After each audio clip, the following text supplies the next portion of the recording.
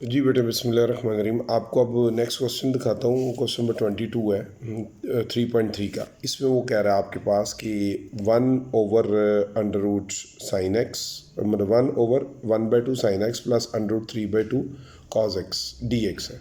Solution में given आपके पास उसने दिया हुआ है कि ये वैल्यू लिख के ना इसको आपने लेट आई की इक्वल करना है।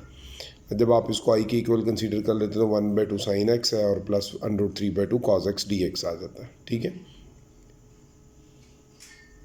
अब आप देखें ये 1/2 जो है 1/2 इंटू साइन एक्स और प्लस √3/2 cos x है।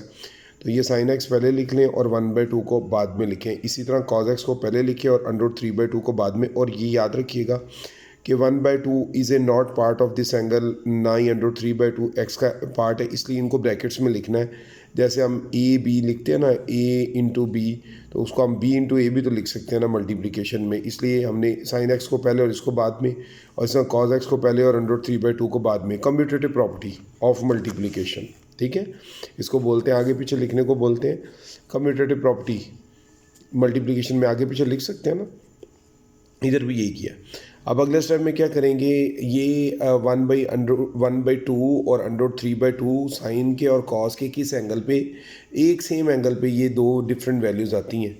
पिछले सवाल में तो आपने देखा था साइन 45 डिग्री या π/4 और कॉस 45 डिग्री या π/4 दोनों ही 1/√2 होते हैं।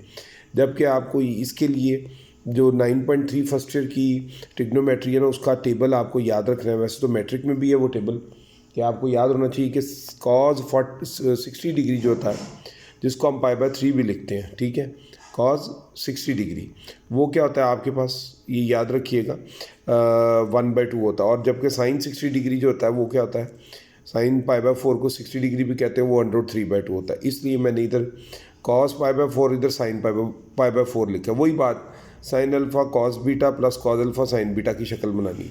और मैं आपकी आसानी के लिए इसी पेज पे यहाँ पे मेंशन कर रहा हूँ कि ये चीज़ जो है वो हमारी एज ए अल्फ़ा है, ठीक है, और ये चीज़ एज ए हमारे पास क्या है, बीटा। इसी तरह ये चीज़ यहाँ पे क्या है, अल्फ़ा, और यहाँ पे क्या है, ये चीज़ एज ए बीटा। ठीक है, ये आपने माइंड क्लियर रखना है इस चीज़ के बारे में। अब आपको पहले हम इसको क्लोज करके दिखाते हैं। Sine alpha cos beta plus cos alpha sine beta किसके इक्वल होता है, ये देखिए, ये होता है जी साइन π/3 साइन अपना sorry cos π/3 cos 60 degree, π/3 mean 60 degree, और वो 1/2 होता है। इससे साइन π/3 जो होता है वो किसके इक्वल होता है, साइन 60 डिग्री, और वो होता है √3/2 रिस्पेक्टिवली। ये मैंने हिंट्स दिए हुए हैं, ठीक है। अब वो क्लोज हो गया ना साइन अल्फ़ा प्लस बीटा की शक्ल में। ये चीज़ जो है एज ए अल्फ़ा है और ये चीज़ एज ए बीटा है। और ये फॉर्मूला अप्लाई किया मैंने, कौन सा, sine alpha cos beta plus cos alpha sine beta is equal to sine alpha plus beta. यहाँ पे देखें यही लगा ना, sine alpha cos beta plus cos alpha sine beta. तो ये क्लोज होके साइन अल्फ़ा प्लस बीटा बना। और 1/sin थीटा, आपको याद होगा ये पढ़ाया हुआ है कि साइन थीटा होता है 1/cosecant थीटा। तो cosecant थीटा उधर चला जाएगा और साइन थीटा इधर आके डिवाइड हो जाएगा। तो ये आपके पास क्या आ गया, 1/sin x प्लस π/3 कॉसिकेंट में कन्वर्ट हो जाएगा, ठीक है, क्योंकि 1/sin थीटा, ये थीटा है ना, वो कॉसिकेंट थीटा में कन्वर्ट हो गया। अब यहाँ पे देखें तो ये कॉसिकेंट और आगे क्या उसका एंगल। और अभी हमने पिछले क्वेश्चन में भी देखी इसकी इंटीग्रेशन किस में कन्वर्ट होगी, ये ln of cosecant this minus cot this, ये दिस मीन्स ये एंगल। तो ये मैंने हिंट भी लिखा हुआ, आगे एक्सप्लेन भी किया है। ये देखें कन्वर्ट हो गया ना, ln of cosecant x plus π/3 और माइनस कॉट x प्लस π/3। तो ये आपका आंसर आ गया। बना कैसे वो मैं एक्सप्लेन करता हूँ नीचे। आप याद रखें कि इंटीग्रेशन करने के लिए पहले आपको इंटीग्रेशन का जो भी फंक्शन दिया जिसकी इंटीग्रेशन करनी है उसकी प्रॉपर शेप बनेगी तो वो इंटीग्रेशन होगी। डिफरेंशिएशन में क्वेश्चन जैसे दिया था, जहाँ दिया था उसकी बुनियाद पे हो जाता था। यहाँ पे इंटीग्रेशन में ऐसे नहीं होता। तो इससे पहले हमें हर सवाल की शेप बनानी पड़ती है। ले जी हिंट देख लें, ये जनरल फॉर्म इसकी ये है cosecant ax plus B dx।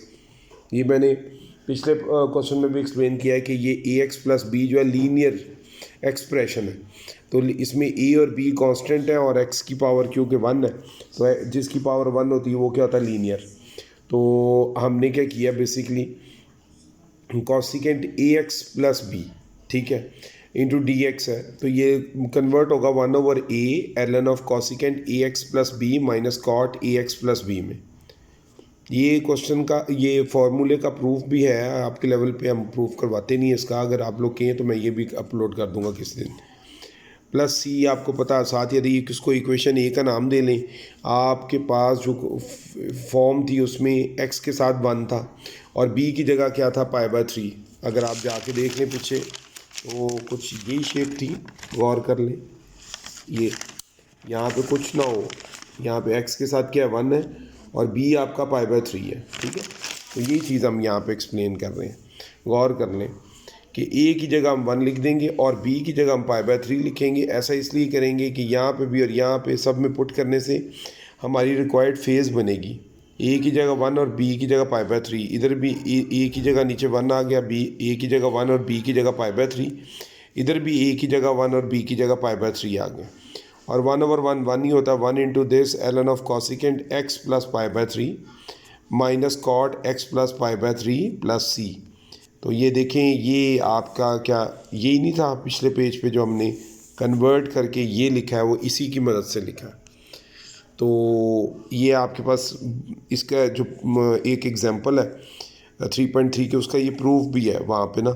ये खैर अभी प्रूफ नहीं मैं करवा रहा, ये लेकिन फॉर्मूला बता रहा हूँ कि कॉसिकेंट एक्स हो अगर सिंपल तो वो कन्वर्ट होता है ln of cosecant x minus cot x plus C में, ठीक है। तो या और ये बात भी याद रखें, जो x का बिहेवियर है वही x प्लस π/3 का बिहेवियर है। बिहेवियर से मुराद ये होता है कि अगर x का डेरिवेटिव लें तो 1 आता है, x प्लस π/3 का डेरिवेटिव भी लें तो 1 आता है। इसलिए इन दोनों फार्मूलों में कोई ख़ास फ़र्क नहीं है, सिवाय इसके कि हमने उसकी अंदर जो चीज़ भी ऐड हो रही होगी वो साथ लिख देनी है, ठीक है। अस्सलाम वालेकुम।